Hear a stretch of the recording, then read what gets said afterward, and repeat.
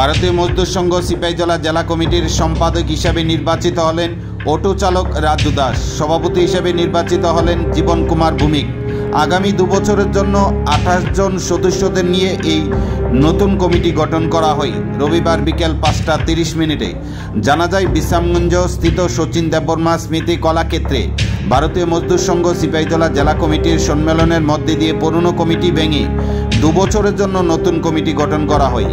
28 জন সদস্যদের নিয়ে এই কমিটি গঠন করা হয়।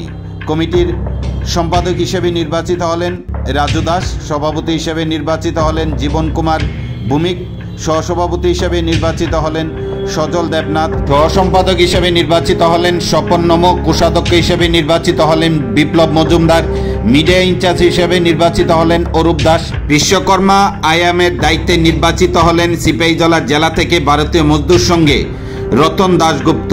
আগামী 2 বছর ভারতীয় মজদুর সংঘ এই নতুন কমিটি শ্রমিকদের উন্নয়নের স্বার্থে কাজ করে যাবে বলে জানা যায়।